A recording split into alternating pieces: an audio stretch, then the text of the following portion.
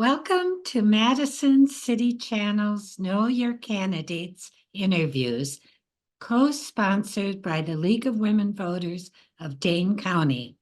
I'm your interviewer, Marilyn Townsend, and I would like to introduce Travis Austin, running for Dane County Supervisor in District 13.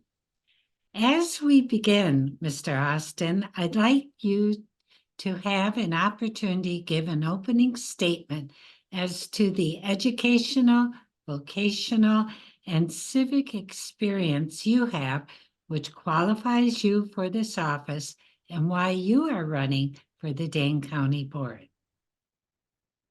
Thank you very much. And also thanks to the League of Women Voters for hosting this opportunity for everyone to be able to speak to voters directly via an interview. My name is Travis Austin. I am running for Dane County Board of Supervisors, District 13. I am a recent graduate from UW-Madison, graduating with a degree in political science, as well as certificates in public policy and environmental studies. For the past 2 years, up until when I declared for Dane County Board of Supervisors, I served as an elected official in the town of Barry for my local town board, which is in northwestern Dane County. On top of that, I've also served for this will be my 3rd year with the Badger Boys State Program, which is a nonprofit program that through the American Legion that engages young, soon-to-be high school seniors in civics and government and leadership. And I hope to be able to bring my knowledge and experience both as an elected official and also through my work as a nonprofit or with my nonprofit organization that I work with, as well as my educational experience of being a recent graduate and taking that knowledge I learned from university straight to the college board, to the county board. What do you view as the most significant budget issues facing the board, and how would you propose addressing them? Yes, for certain. The most biggest budget issues that we'll be facing this upcoming year will be budget shortfalls due to lack of COVID funds. This year is a new cycle without these funds be able to supplant what our projects we've been doing in the past. And so on top of the additional funds allocated to the county jail, we'll have to be able to find the best efficiencies we can when it comes to making sure we can not have to lose resources and lose personnel that have been so vital to our county. And particularly when it comes to getting the best deal possible when it comes to the joint use agreement for the airport, as well as finding the best and most profitable solutions for the Alliant Energy Center to hopefully find some forms of budget surpluses. What do you see as the next right steps for the county to take in addressing mental illness and substance use disorders to divert people from the criminal justice system?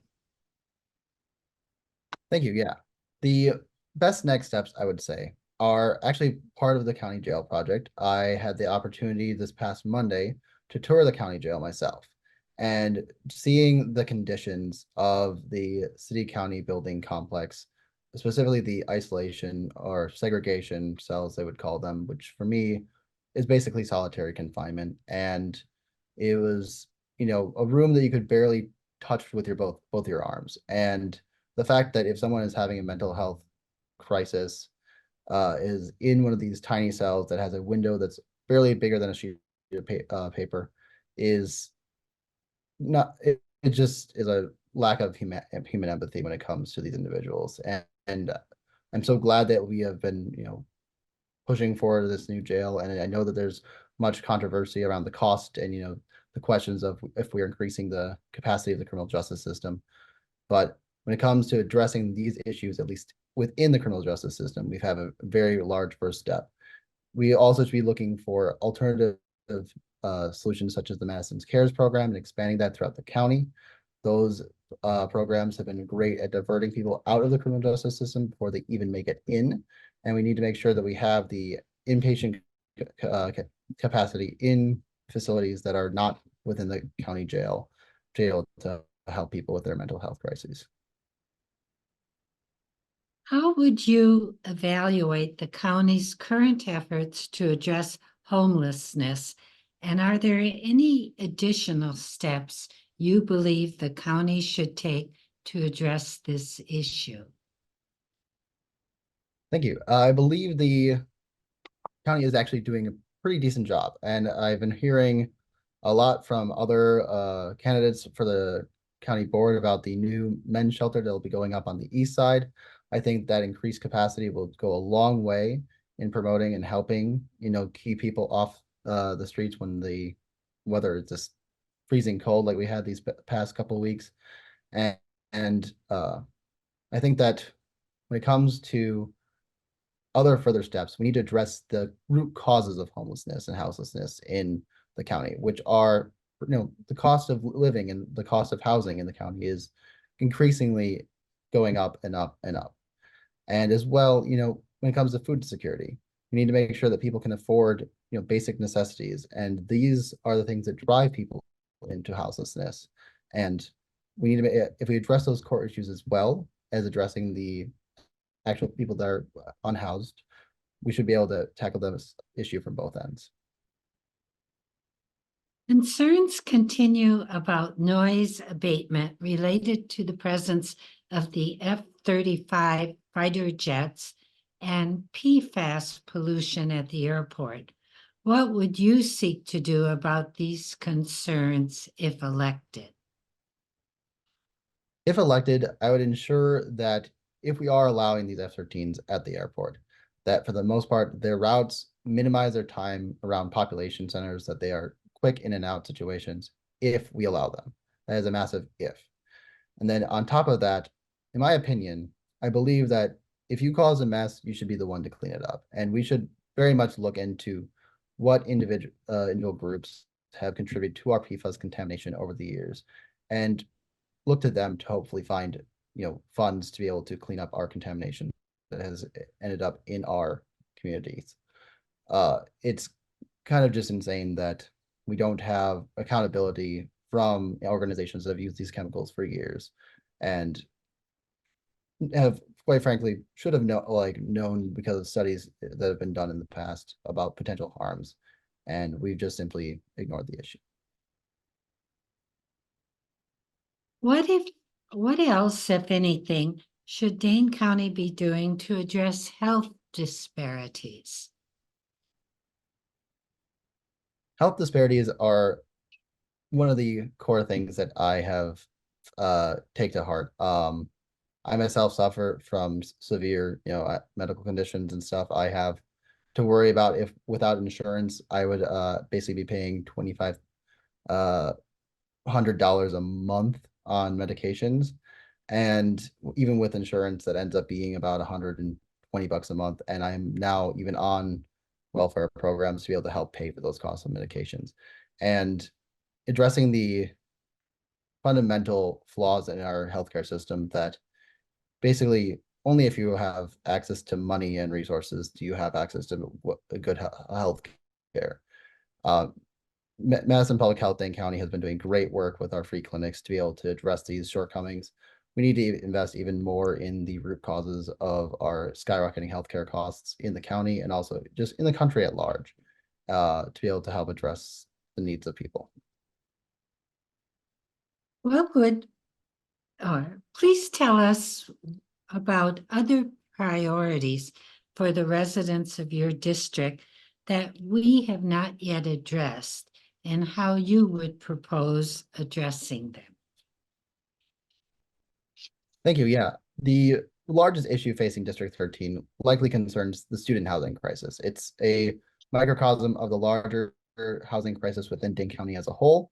UW-Madison has increased its enrolled population by about 5,000 people over the past 4 years. It's the largest enrolled population that has ever happened. And in the same time, we have not built that much housing in proximity to campus. Most students live 1 to 2 miles from campus for the most part. And without the ability to increase the density of the housing stock near campus, it's going to continue to be a free-for-all.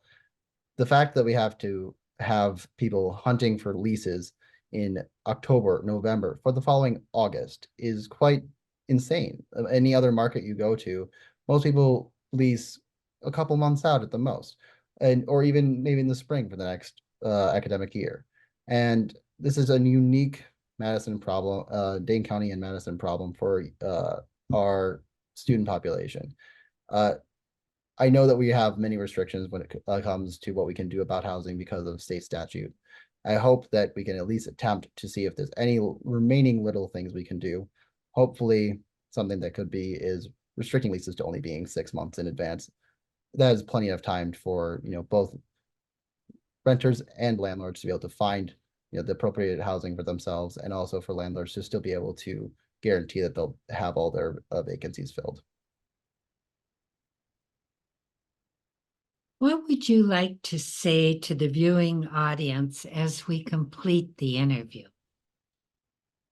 Well, I'd like to thank them for listening to me talk today and to hearing my perspectives on the issues that the county is facing.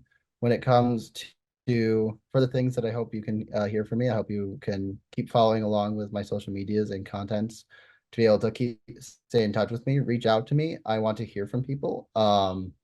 Uh, because what is an elected official but a representation of the people? And if I don't hear from people, there's no way to know what else the district wants. It's just me in a vacuum. And with that, I hope that I can get people's votes for this upcoming primary. I'm suspecting it's going to be a very competitive one. My opponents are both very, very well respected and well qualified individuals. And regardless of who ends up winning both the primary and the election, I'm just glad that we have such great candidates on the ballot and such an interest in serving our community.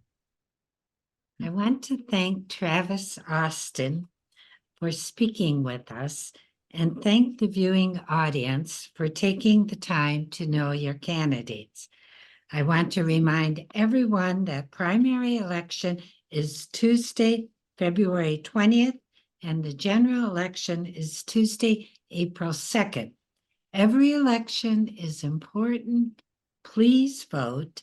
On behalf of Madison City Channel and the League of Women Voters of Dane County, thank you for joining us.